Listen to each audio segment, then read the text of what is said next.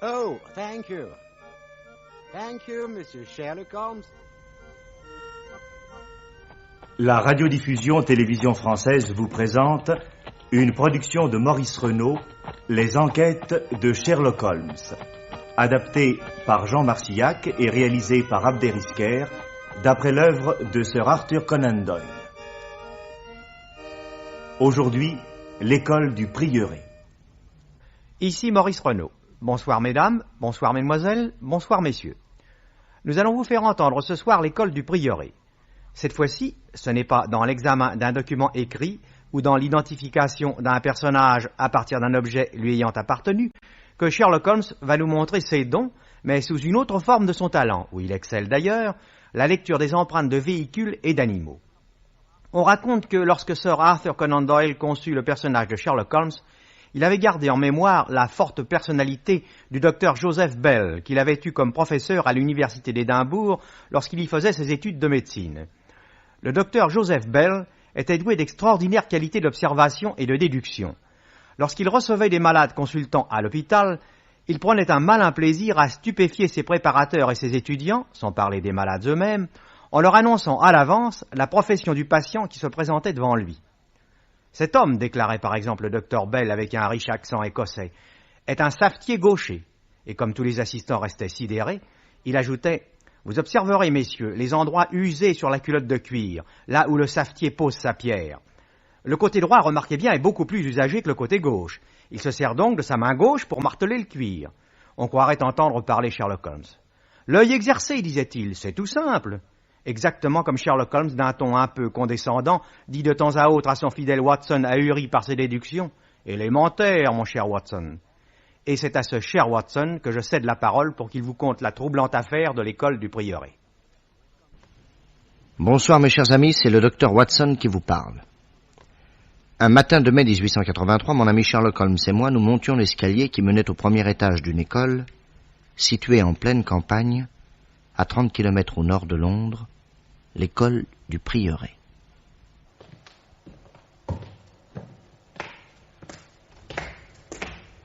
L'appartement du directeur est, m'a-t-on dit, au fond du premier couloir. Ah, tenez, voilà, c'est écrit sur la porte, là, monsieur le directeur.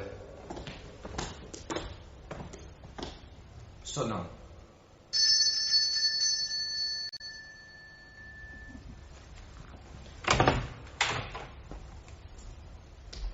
Bonjour, madame. Je voudrais voir monsieur le directeur.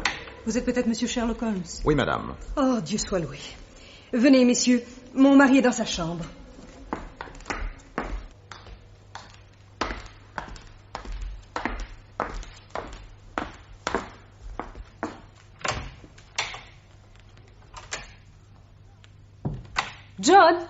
John, voici monsieur Sherlock Holmes. Oh, monsieur Holmes, votre présence me rend la vie. Vous êtes souffrant? Ou souffrant, je ne sais pas encore, mais en tout cas effondré, annihilé. Voici mon ami et collaborateur, le docteur Watson. Voulez-vous qu'il vous examine? Non, je vous remercie. Pourtant, John, vous avez le cœur si faible. Madame, après un coup pareil. Mais ce n'est pas le moment de me laisser aller. Vous êtes ici, monsieur Holmes, c'est l'essentiel. Et tous mes espoirs sont en vous. Asseyez-vous, messieurs. Merci. On nous a apporté votre dépêche ce matin à 8h30. Nous avons sauté dans le train et nous voici. Si vous voulez bien nous expliquer de quoi il s'agit. Rosie, préparez donc une tasse de thé à ces messieurs pendant que je leur raconte mes malheurs. Oui, John, tout de suite.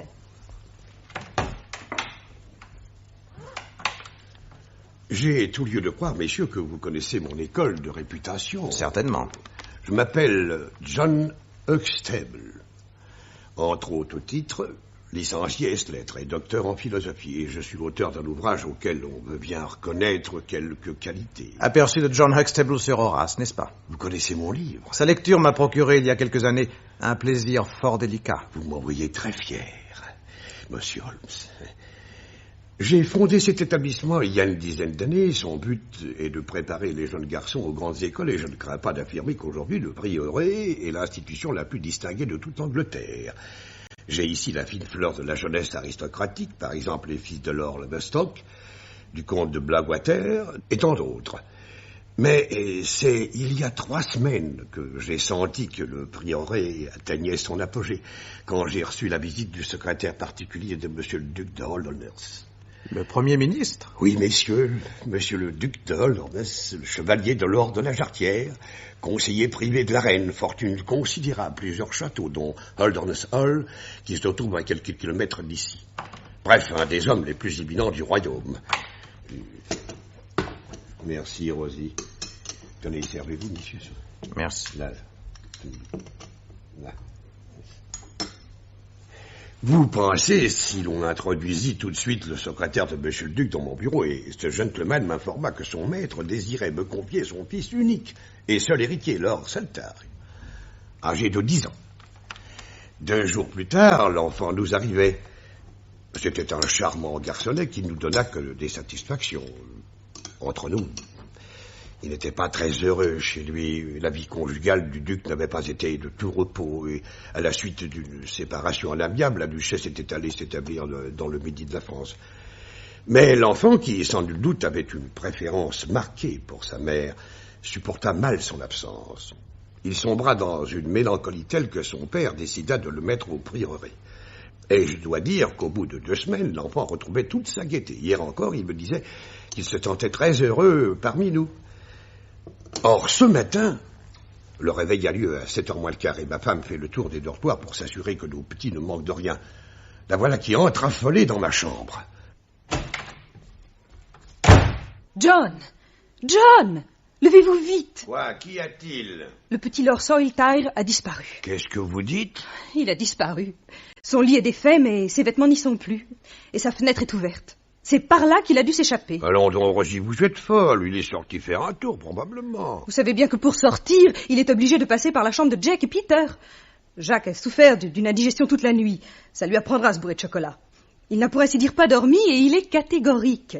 Le petit Lord n'a pas traversé sa chambre. J'ai aussitôt donné l'alerte. J'ai interrogé tous les enfants, professeurs et domestiques. Et c'est à ce moment-là que nous avons fait une seconde découverte. Lord Salter ne s'était pas enfui tout seul. Il était certainement accompagné du professeur d'allemand, M. Heidegger, qui lui aussi avait disparu. Qu'avez-vous pu constater en ce qui concerne cet homme? Il avait dormi dans son lit et s'est admis habillé qu'il a dû partir, car nous avons trouvé sur une chaise sa chemise et ses chaussettes. Ah. Quel genre d'homme était-ce? Assez taciturne et guère plus aimé des élèves que de ses collègues. Il était ici depuis longtemps? 2 ans. En fait, il m'a toujours donné satisfaction. Alors qu'avez-vous fait? J'ai envoyé quelqu'un au château de Holderness pour voir si l'enfant n'y serait pas retourné. Personne ne l'a vu. Et son père étant à Londres, le secrétaire a dû le prévenir immédiatement, et moi je vous ai adressé tout de suite un SOS par télégramme. Voilà, monsieur Holmes, où nous en sommes. Quelles étaient les relations de l'enfant avec ce professeur d'allemand? Il n'y en avait aucune, il n'était même pas son élève. Ah. Bizarre. Ces jours-ci, quelqu'un est-il venu voir le petit? Non, personne. Sinon je le saurais, nos enfants sont très surveillés. A-t-il reçu des lettres? Oui, une. De qui? De son père. Ouvrez-vous les enveloppes destinées aux élèves? Non. Alors comment savez-vous que celle-là était son père? J'ai vu les armoiries et l'adresse avait été écrite par monsieur le duc lui-même. L'enfant a-t-il reçu des lettres de France? Non, jamais. Il n'y a peut-être pas tellement lieu de s'inquiéter, les enfants sujets à des fugues ne sont pas rares. Mais monsieur Holmes, il va être bientôt midi, j'ai envoyé tous les domestiques de l'école battre la région, ils sont 14. Et s'il s'agissait d'une simple fugue, on aurait déjà retrouvé ce petit. Ou si dans la matinée, il était arrivé au château, on nous l'aurait fait dire. Pensez-vous qu'il ait pu avoir plusieurs correspondants? À ma connaissance, il n'avait que son père. Lequel lui a écrit la veille de sa disparition? Curieux. Y avait-il quelque affection entre le père et le fils? Il préférait nettement sa mère. Le disait-il? Non. Alors comment le savez-vous? Par monsieur James Wilder, le secrétaire de monsieur le duc. Après la fugue, a-t-on retrouvé dans la chambre la lettre du père? Non, l'enfant l'a sûrement emporté avec lui. Entrez. Monsieur Wilder. Voici monsieur le duc qui arrive de Londres. Où est-il? Oh, bonjour, monsieur le duc. Je suis navré que vous soyez monté jusqu'ici. Nous pourrions aller dans mon bureau. On entre dans cette école comme dans un moulin. Où sont les domestiques? Mais, votre grâce, à la recherche de votre fils. Vous avez prévenu la police? Non, votre grâce, je ne voulais le faire que si vous m'y autorisiez. Ah, tant mieux, car à aucun prix, monsieur le duc ne veut que le public soit au courant de cette affaire. Qui sont ces messieurs? Monsieur Sherlock Holmes et le docteur Watson.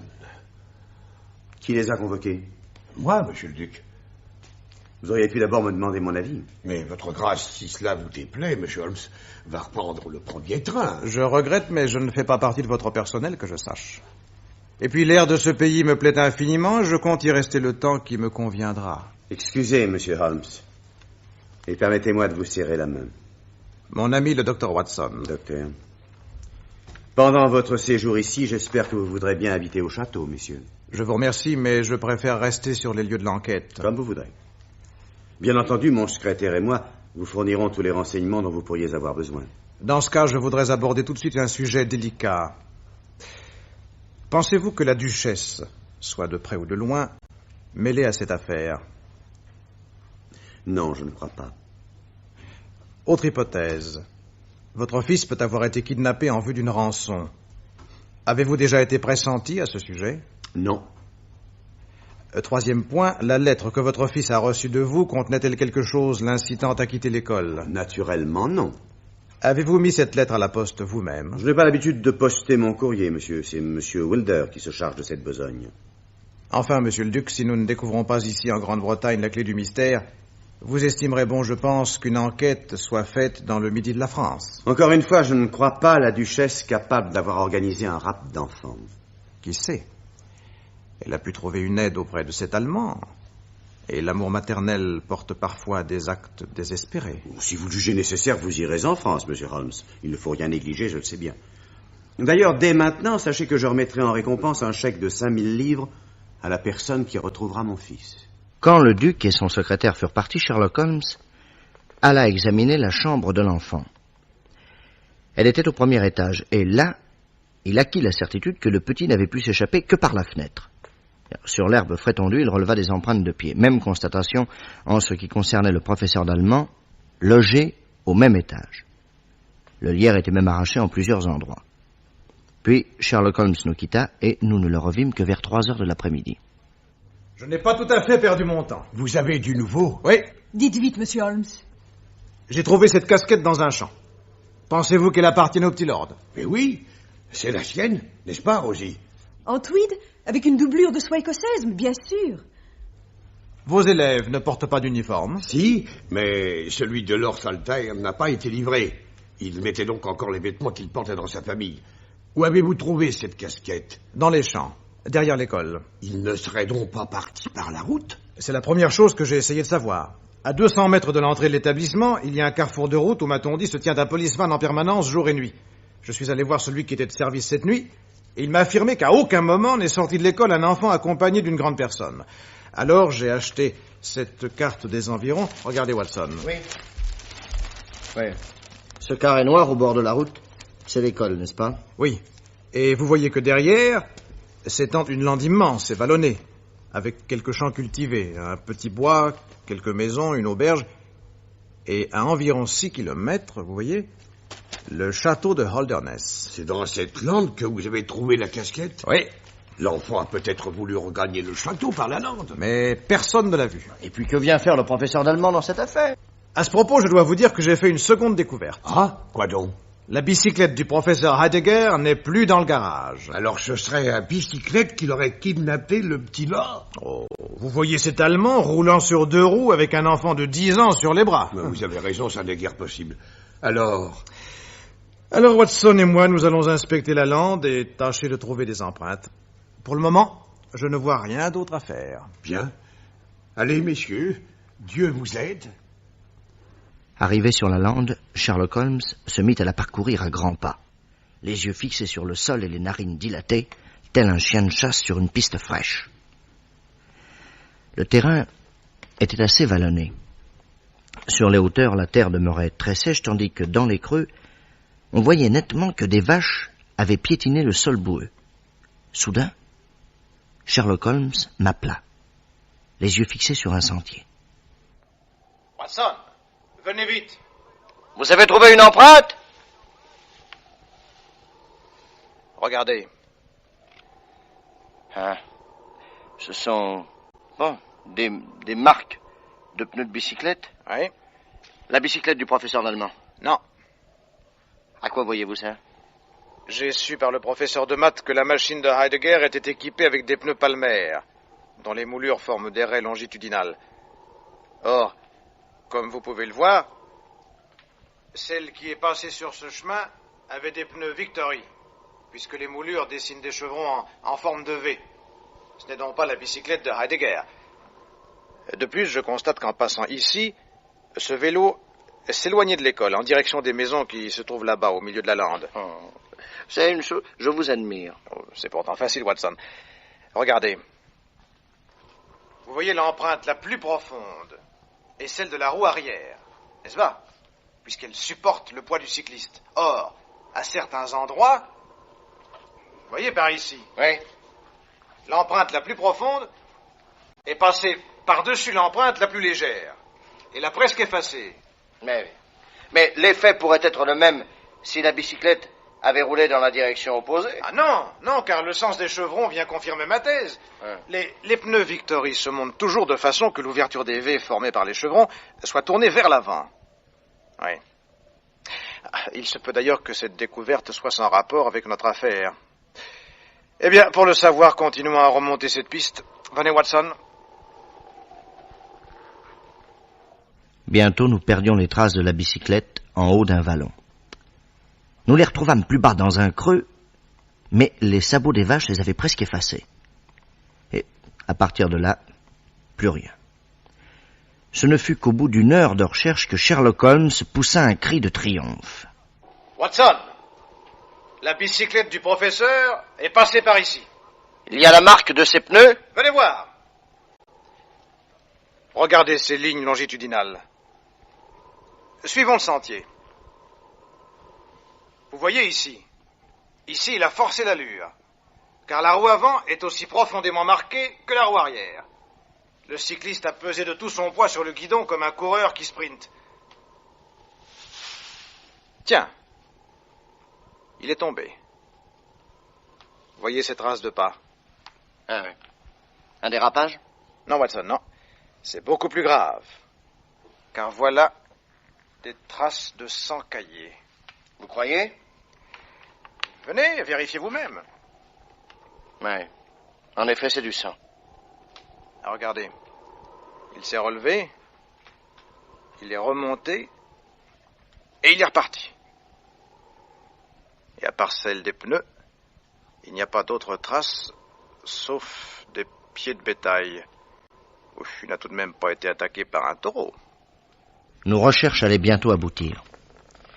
Les empreintes de pneus commencèrent bientôt à dessiner des courbes extravagantes sur le sentier humide. Tout à coup, j'aperçus le miroitement d'un métal à travers un buisson. Nous en tirâmes une bicyclette à pneus Palmer. Elle avait une pédale faussée et le cadre était maculé de sang. De l'autre côté du buisson, un soulier dépassait. Nous nous précipitâmes. Le malheureux cycliste gisait là. Un coup terrible lui avait défoncé le crâne. Qu'il eût pu remonter sur son vélo après une pareille blessure en disait long sur sa vitalité et son courage. Il n'avait pas de chaussettes et portait encore une chemise de nuit sous sa veste dans laquelle nous trouvâmes des notes en allemand. Aucun doute, c'était le cadavre du professeur. Il faut immédiatement prévenir le prieuré et le château. Je vais y aller. Non, j'ai besoin de vous. Voyez là-bas, il y a un jeune garçon qui extrait de la tourbe. Donnez-lui un peu d'argent qu'il file au prieuré tout de suite. Le directeur se chargera de prévenir le château. Allez vite, s'il vous plaît. Le jeune homme accepta de faire la commission et il partit en courant vers l'école du prieuré. Je revins auprès de Sherlock Holmes. Voyez-vous, Watson, il n'y a plus aucun doute, l'enfant est parti de son plein gré. Il savait ce qu'il allait faire, puisqu'il était tout habillé. Par contre, Heidegger, lui, est sorti sans ses chaussettes et avec sa chemise de nuit, signe qu'il a agi très vite. Mais pourquoi? Parce que de la fenêtre de sa chambre, il a vu l'enfant qui s'en allait. Pour ne pas le perdre de vue, il est descendu en s'accrochant aux lierres, il a sauté sur sa bicyclette et il l'a poursuivi. C'est donc que le petit était lui-même à bicyclette. C'est possible. Il disposait en tout cas d'un moyen de fuite rapide, puisque ce n'est qu'à 8 kilomètres du prieuré qu'il a été rejoint par le professeur. C'est tout de même pas l'enfant qui l'a tué. Non, mais cela prouve qu'il était accompagné par un homme extrêmement vigoureux, à en juger par le coup terrible qui a assommé la victime. Mais écoutez, nous n'avons trouvé aucune trace de pas, uniquement des piétinements de bétail. Oui, je le sais bien. Et c'est l'un des points les plus troublants de cette affaire. Pendant des heures encore, nous cherchâmes d'autres empreintes, mais le sol durci gardait son secret. Vers 8 heures du soir, enfin, Sherlock Holmes découvrit des traces de pneus à chevrons. C'était de nouveau la piste de la première bicyclette. Elle nous mena tout droit à une auberge assez pauvre, au bord d'une route qui, d'après la carte, menait d'un côté au château de Holderness et de l'autre vers Londres. Un bon géant fumait sa pipe sous une enseigne représentant un coq. Bonsoir, patron. Peut-on avoir quelque chose à manger? Mais certainement. Entrez, messieurs.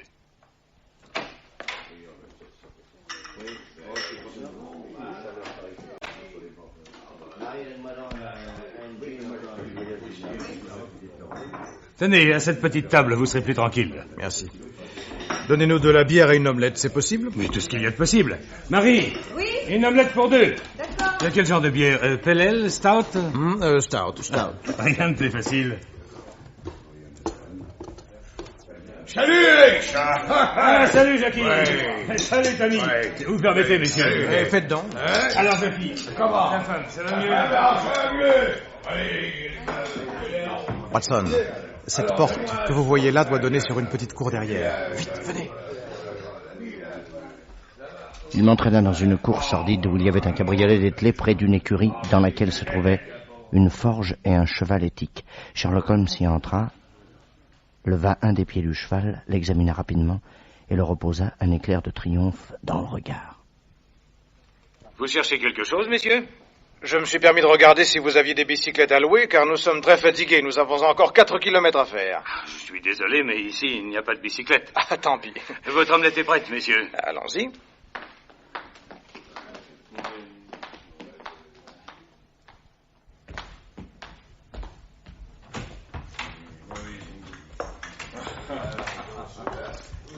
Pourquoi avez-vous regardé le pied de ce cheval? Pour voir. Ah ouais? Qu'est-ce que vous avez vu? Il porte de vieux fers, mais les clous sont tout neufs. Et alors? Rien. Je sentais que pour le moment, Sherlock Holmes n'était pas disposé à parler. Dans ces cas-là, il valait mieux ne pas insister. Nous mangeâmes d'excellent appétit et nous partîmes dans la nuit sous un magnifique clair de lune. Mon cher, j'ai l'impression que dans cette auberge, nous brûlions, comme disent les enfants quand ils jouent à cache-tampon. Mais au fur et à mesure que nous nous éloignons, nous refroidissons, j'en suis sûr. Tenez, au bord de la route, il y a un fossé. Cachons-nous et observons. Je serais bien étonné si sous peu, il n'y avait pas du nouveau. Sherlock Holmes avait raison. Du fond de notre fossé, au bout d'un quart d'heure d'attente, nous vîmes soudain un cycliste arriver à toute vitesse. Il avait la figure bouleversée. Il appuya sa bicyclette contre le mur et entra dans l'auberge. C'est James Wilder. Le secrétaire du duc. Oui. Qu'est-ce qu'il vient faire dans un endroit pareil? Tant pis, je prends un risque. Sherlock Holmes bondit hors du fossé.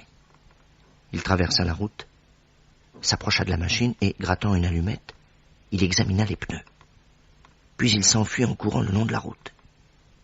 Sur un signe de lui, je le rattrapai. La bicyclette de James Wilder a des pneus Victory à chevrons. Quoi? Vous croyez que c'est lui l'assassin? Non, mais l'instigateur du crime. Ce n'est pas cette brute d'aubergiste qui aurait eu l'idée de faire ainsi le cheval. Que voulez-vous dire? Chut, venez. Il m'entraîna sur une élévation de terrain d'où nous pouvions admirablement observer l'auberge.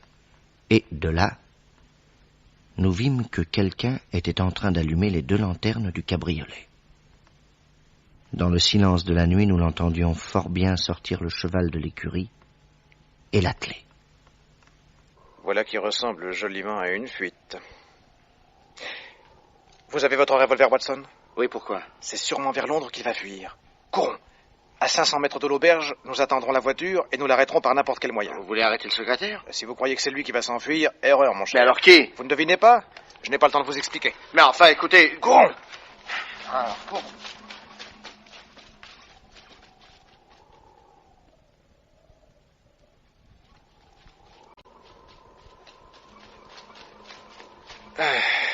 Dites donc, Watson, nous sommes encore en pleine forme. Nous ne sommes pas si vieux que ça. Vite, cachons-nous dans ce fossé. Voilà. Maintenant, il n'y a plus qu'à attendre. Armez votre revolver. Bien. Je sauterai à la tête du cheval, et vous tiendrez le type en respect. S'il se sauve, ne tirez pas, mais assommez-le. C'est lui, l'assassin du professeur d'allemand. Notre attente ne dura pas plus de 5 minutes, mais elle nous parut un siècle. L'oreille dressée et tous les nerfs tendus, nous guettions le moindre bruit. Tout à coup, Sherlock Holmes me serra le bras. Écoutez, vous entendez la voiture? Oui. Prêt? Prêt. À l'attaque! Allez, vous là! Descendez! On est maintenant! Allez! Il arrive! Il a son compte. Il y a une corde dans la voiture. Vite, Watson, attachons-le. Oui, voilà. Tiens! Mais dites-moi, mais c'est l'aubergiste. Vous ne vous en doutiez pas? Attention, il revient à lui. Parfait. Maintenant, tu vas nous dire où est le petit. Je sais pas. Si je te le demande, c'est pour gagner du temps. Tu penses bien qu'on finira par le retrouver. Alors montre un peu ta bonne volonté, nous t'en tiendrons compte. Il y a l'auberge. Dans une chambre? Ouais. Watson, surveillez-le. Soyez tranquille, il est bien attaché. Moi, je conduis. Allez, hop!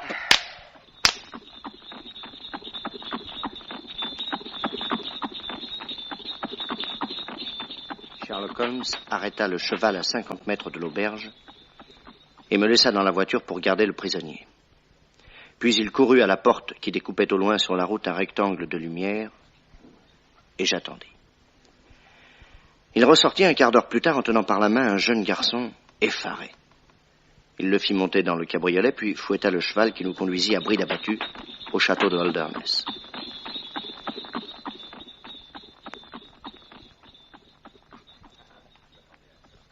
À la vue de son fils, le duc ne manifesta aucune émotion. Mais je sais lire dans les regards et je ne pus m'empêcher d'admirer ce que peut la pudeur britannique chez un grand seigneur. Puis, après avoir confié l'enfant à une gouvernante, il nous fit entrer dans son bureau. Asseyez-vous, messieurs. Merci. J'aimerais que M. Wilder, votre secrétaire, assiste à notre entretien. Bien naturellement. James, venez. Je ne voudrais pas être indiscret. Du tout. Asseyez-vous donc. Où avez-vous trouvé mon fils, Monsieur Holmes? Dites vite. Enfermé dans une chambre de l'auberge du Coq. Chez Hayes, ce bandit. Je l'ai eu autrefois comme cocher, Monsieur Holmes. C'est la plus belle crapule que je connaisse. Je l'ai moi-même jeté dehors pour vol et violence. Et c'est certainement par vengeance qu'il a organisé ce rapt. Organisé? Non. Non, je ne le crois pas assez intelligent. Ce Hayes n'a été qu'un instrument. Mais vous connaissez le chef? Oui. Mais qui est-ce? Demandez à M. Wilder. Moi? Comment voulez-vous que je le sache? Parce que le chef, M. Wilder, c'est vous. Je vous interdis. Et moi, je vous accuse d'avoir entièrement organisé le kidnapping du fils de Lord Holderness. Vous êtes fou. C'est vous qui avez fait sortir le petit lord du prieuré ce matin à 5h30. C'est faux. Non. Et je vais vous le prouver. Je voudrais bien voir ça. Regardez ce papier. C'est bien votre écriture. C'est bien l'écriture de votre secrétaire, n'est-ce pas, monsieur le duc? Oui. Et lisez vous-même ce qu'a osé écrire cet individu. Votre chère maman vous attendra aux environs de l'école du prieuré demain matin à 6h. Descendez en grand secret de votre chambre à 5h30. Vous me trouverez à la petite porte au fond du parc. Je vous présenterai à un homme qui sera à cheval.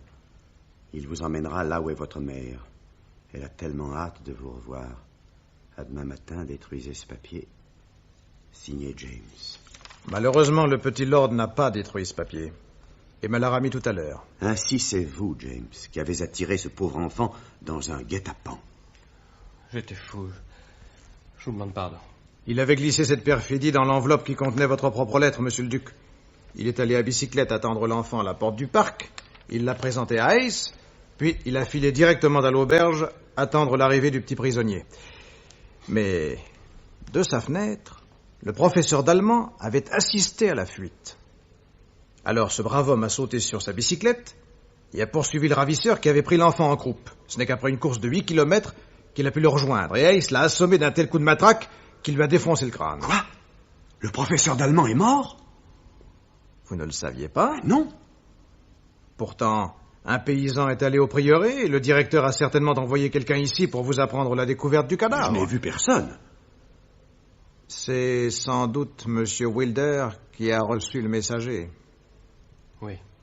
Et cette mort non prévue au programme vous a épouvanté, n'est-ce pas? Oui, parce que ça, je ne l'ai pas voulu, je le jure. Je vous crois volontiers.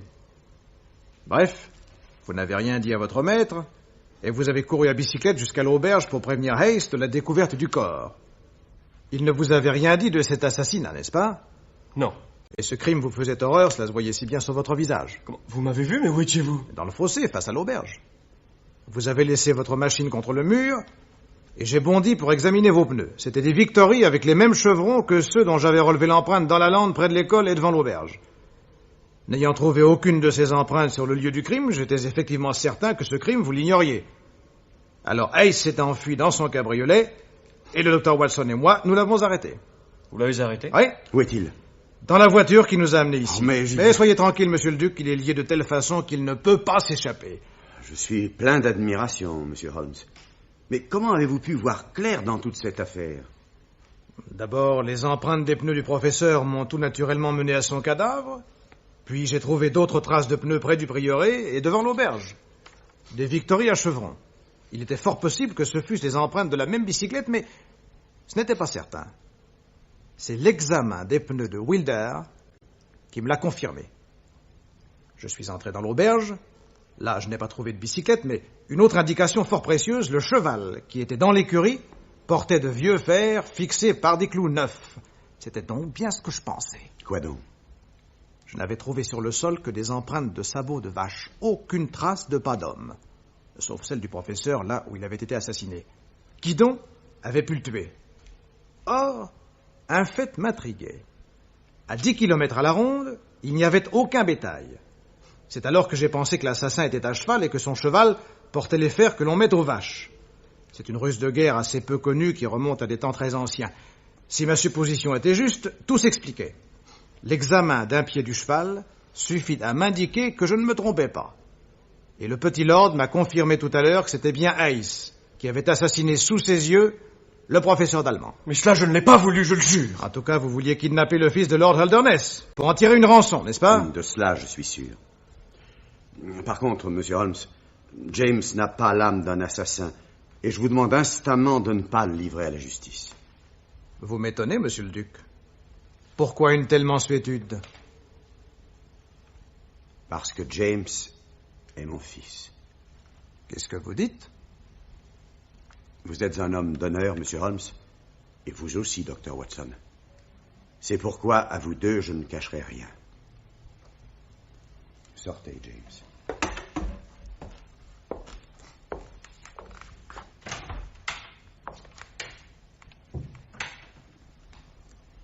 Quand j'étais jeune, messieurs, j'ai aimé une femme, d'un amour qu'on n'éprouve qu'une seule fois dans sa vie. Je lui ai offert le mariage, mais elle a refusé, afin de ne pas compromettre ma carrière. Elle est morte en me laissant un enfant, James. Je ne pouvais pas le reconnaître, mais je lui ai fait donner la meilleure éducation, et quand il a été en âge de travailler, je l'ai pris avec moi. Je m'étais marié, et j'ai eu un fils, Lord Saltaire. Or, un jour, James a appris que j'étais son père. Alors il a émis la prétention que je déshérite le petit Lord en sa faveur. Il y a eu entre nous des discussions atroces. Et vous l'avez gardé sous votre toit? Je n'ai jamais rien voulu faire contre lui, car dans ses traits, messieurs, je retrouve sa mère. Et ce souvenir, hélas, le garantira toujours contre mes sévérités. Voilà pourquoi il a kidnappé son demi-frère pour me faire chanter. Et pourquoi je vous demande, monsieur Holmes, de ne pas le livrer à la justice. En fait, il n'a pas tué. Il n'a pris aucune part à ce crime, n'en parlons plus. Quant au rapt, vous en resterez devant Dieu le seul juge. Je vous remercie. Ah, et maintenant, permettez-moi, monsieur Holmes, de vous remettre le chèque que j'avais promis à celui qui me rendrait mon fils. Merci, je ne le refuse pas, monsieur le duc, car moi, je ne suis pas riche. Une dernière question. Ce Hayes avait ferré son cheval avec des fers de vache. Pensez-vous que ce soit James Wilder qui lui ait suggéré une ruse aussi subtile? Le duc réfléchit une seconde et nous emmena dans une grande pièce qui était un musée. Il ouvrit une vitrine.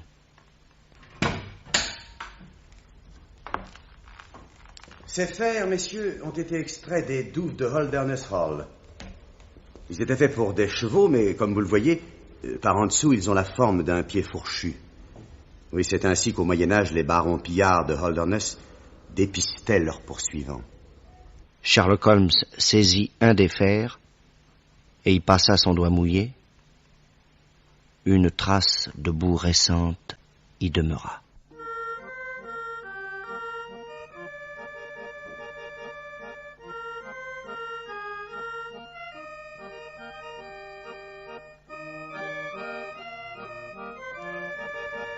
Dans la série Les enquêtes de Sherlock Holmes, vous venez d'entendre L'école du prieuré, adaptation de Jean Marcillac d'après la nouvelle de Sir Arthur Conan Doyle. C'est une production de Maurice Renaud. Prise de son Jean Pantaloni, bruitage Henri Saint-Georges, assistant Jacques Béraud. Réalisation Abder Isker. Avec Maurice Ténac, Sherlock Holmes, Pierre Mondy, Dr Watson, et